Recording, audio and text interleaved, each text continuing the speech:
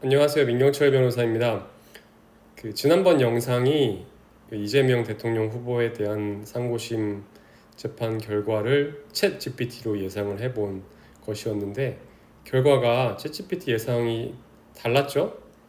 챗 GPT 예상이 틀렸는데 그게 어떤 면에서 조금 판결 내용이 달랐고, 그리고 이게 다른 게 챗 GPT의 한계인가에 대해서 짤막하게나마 좀 말씀을 드리는 게 좋을 것 같아서요. 그래서 오늘 거기에 대한 내용을 준비했고, 그리고 정치적으로인 좀 오해를 불러일으킬까봐 제가 최대한 이 영상에도 뭐 빨간색이나 아니면 파란색이나 라는 걸 사용하지 않고, 여기 보면은 이제 보라색으로 사용했죠. 그리고 제가 밑줄도 회색으로 사용을 하겠습니다. 이게 대법원의 입장과 챗GPT 예상 판결문의 차이점 이렇게 했는데요. 대법원의 입장을 조금 간략하게 설명을 드리는 게 좋을 것 같고, 사실 대법원의 입장은 이게 이제 우리 대법원장님이 판결을 선고하실 때 그 워딩을 그대로 가지고 온 건데요. 이게 나무위키 가면 다 모두 올라와 있더라고요. 그리고 나무위키에 정말 정리가 잘 돼 있는데요. 아무튼 이렇게 선고를 하시는데, 이게 앞에는 이제 그동안의 판결의 경과, 이 사건의 경과를 좀 설명을 하신 다음에 실질적으로 여기서부터 이제 판단하시는 것 같은데, 여기 제가 이제 강조 표시해 놓은 이 부분부터, 그러니까 이 판결의 처음 시작부터 조금 결과를 예상할 수 있는 말씀들을 하세요. 결국에는 여기 보면 허위의 사실은 진실에 부합하지 않는 사항으로 선거인으로 하여금 후보자에 대한 정확한 판단을 그르치게 할 수 있을 정도로 구체성을 가진 것이면 충분하다. 그 정도의 구체성만 가지면 충분하다라는 거고, 허위 사실을 공표하는 것인지는 표현의 객관적 내용과 전체 취지, 사용된 어휘의 통상적인 의미, 문구의 연결 방법 등을 종합적으로 고려해서 그 표현이 선거인에게 주는 전체적인 인상, 그러니까는 세부적인 어떤 문구의 해석, 그리고 그 의미, 이게 아니라 한 말을 전체적으로 종합했을 때 주는 인상으로 판단해야 된다라고 하는 거죠. 이게 벌써 여기부터 저는 원심의 판단이랑 좀 다르게 나오는데 라고 생각을 하고, 제가 이제 친구들한테 챗GPT가 예상한 거를 공유를 했었는데요. 그 판결 선고 직전에. 근데 이제 친구들한테 야, 챗GPT의 예상이 틀릴 것 같은데 챗GPT 틀렸다, 이렇게 카톡을 보낸 적이 있습니다. 이게 보통 판결 선고를 이어서 보시면, 그래서 그리고 국민의힘에서 4명 사진을 찍어가지고 마치 제가 골프를 친 것처럼 사진을 공개했던데, 제가 확인을 해보니까 전체 우리 일행 단체 사진 중에 일부를 떼내가지고 이렇게 보여줬더군요. 조작한 거지요? 라는 발언. 이 발언이 이제 문제가 되는 거죠.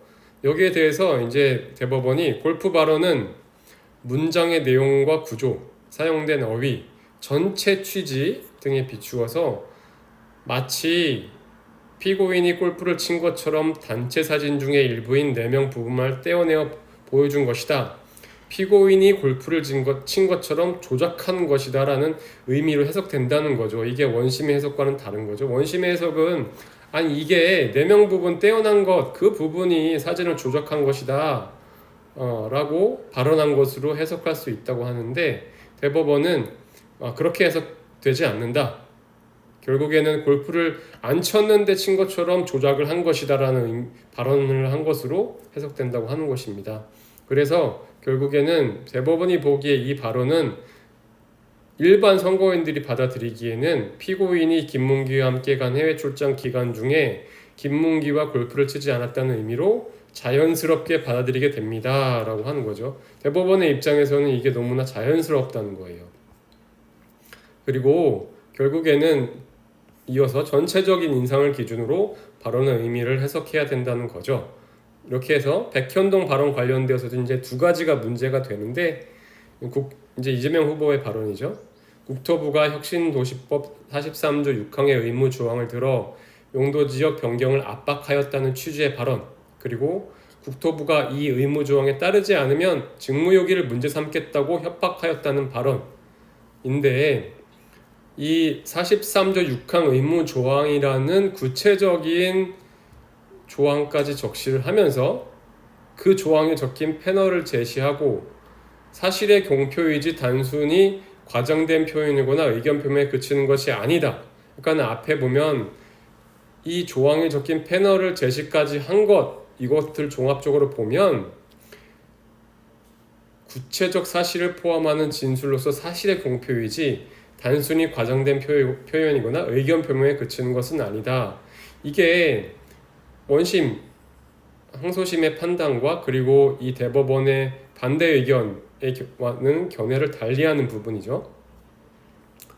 그리고 이게 대법원이 적시한 그 이유 중 대법원이 얘기한 그 이유 중에 이게 협조 공문 요청에 국토부에서는 성남시가 적이 판단해야 할 사항이라고 이제 적혀 있었다는 거예요.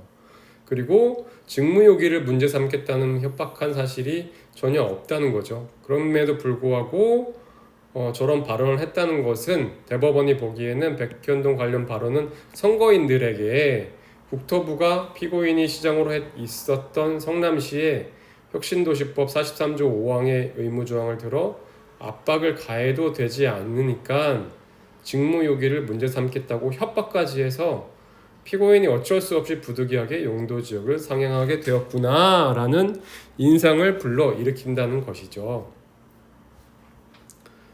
결국에는 대법원은 이 어떤 표현의 의미를 후보자 개인, 이재명 후보 개인이 어떤 의미로 어떤 의도로 했는지 그것이 아니고 또 법원의 입장으로 법원이 해석하기에 따라서 이러한 것으로 한 것이다 라는 관점이 아닌 일반 선거인의 관점에서 해석해야 된다는 거예요. 선거인의 관점에서 해석을 하는 것과 후보자 개인이나 법원의 관점에서 해석을 하는 것은 좀 다르겠죠. 후보자 개인은 자기의 주관적인 의도 같은 거를 또 얘기할 수 있겠고, 법원 같은 경우에는 그 발언을 좀 상세하게 잘라서 이거는 이 사람이 이렇게 혹은 저렇게 얘기한 걸 수도 있지 않을까라고 볼 수 있지만 그렇게 디테일하게 보는 것이 아니라 선거인의 관점에서는 전체적인 인상은 이렇게 되는 것이구나 라고 해석한다면 그 관점에서 보아야 한다는 것입니다. 결국에는 결론 부분이죠. 김문기 관련 발언 중 골프 발언은 피고인이 김문기와 함께 간 해외 출장 기간 중에 김문기와 골프를 치지 않았다는 의미로 해석된다는 거예요. 이게 다르죠. 원심과 혹은 반대 의견과. 그리고 이는 후보자의 행위에 관한 허위 사실의 공표에 해당한다는 것이고요.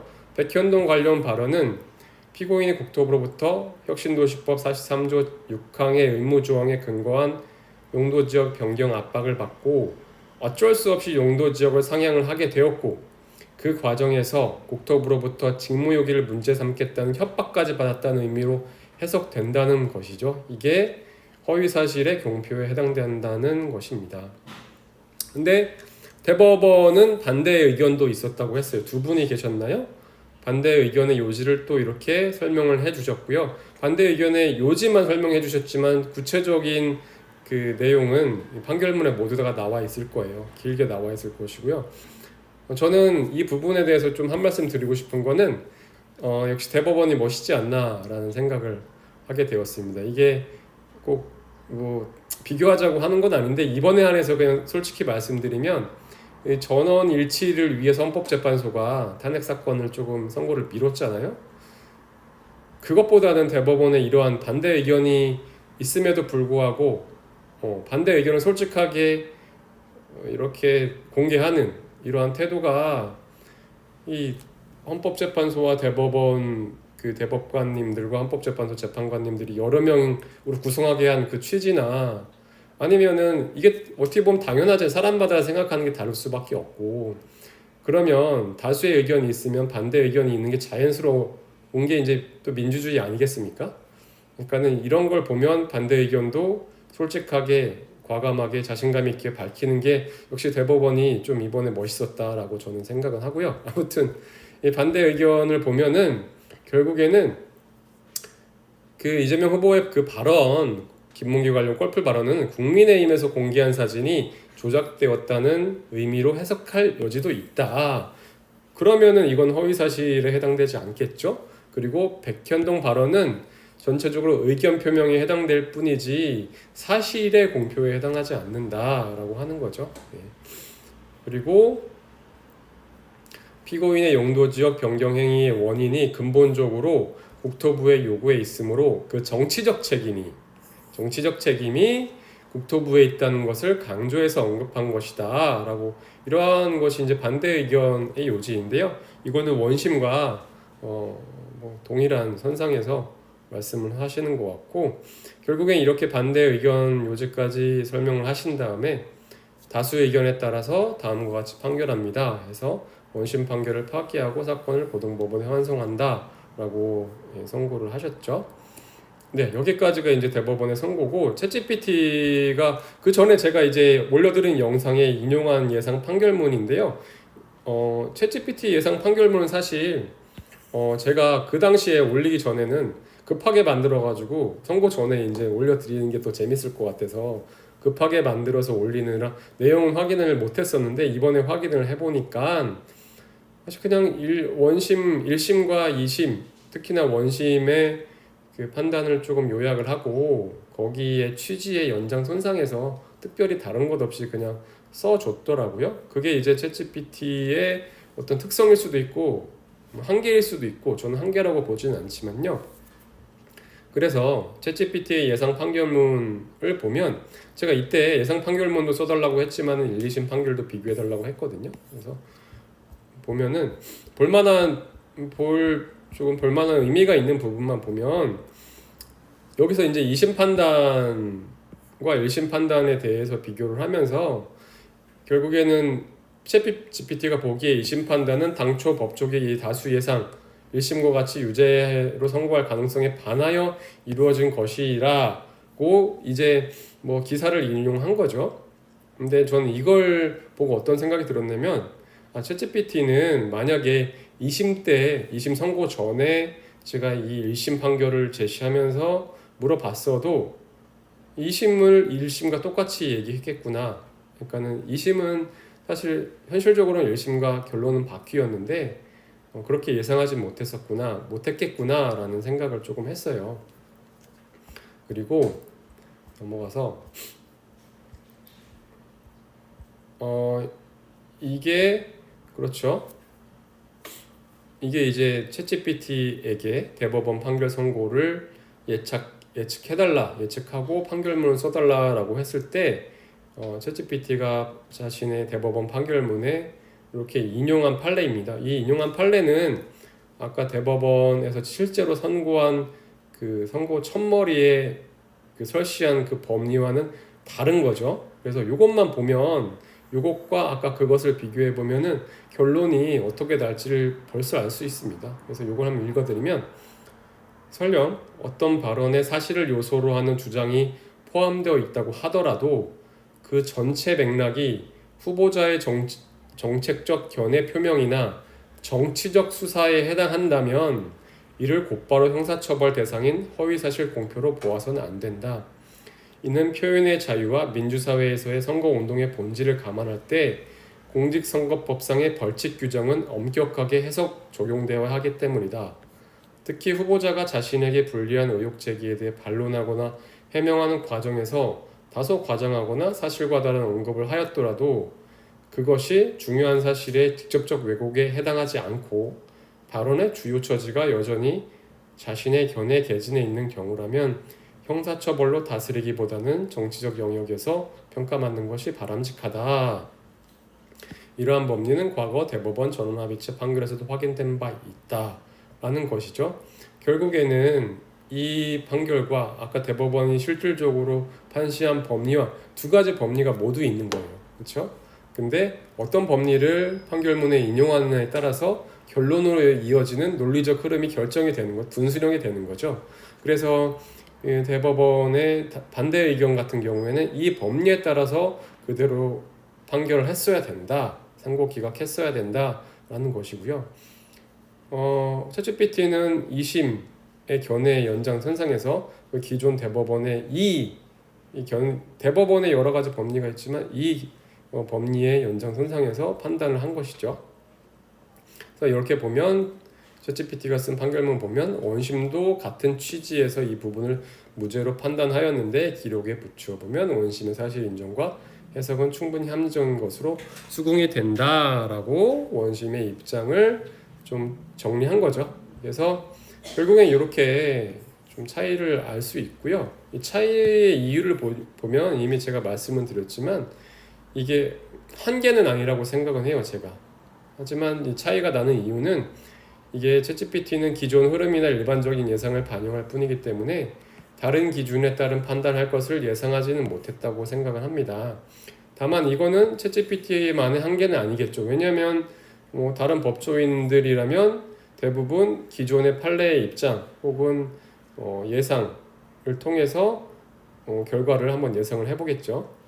그리고 특히나 이 사건에서는 실체적인 내용은 아닌데요. 많은 법조인 변호사들은 그리고 판사님들도 항고가 기각되지 않겠느냐. 왜냐하면은 사실 상고를 인용하고 무죄를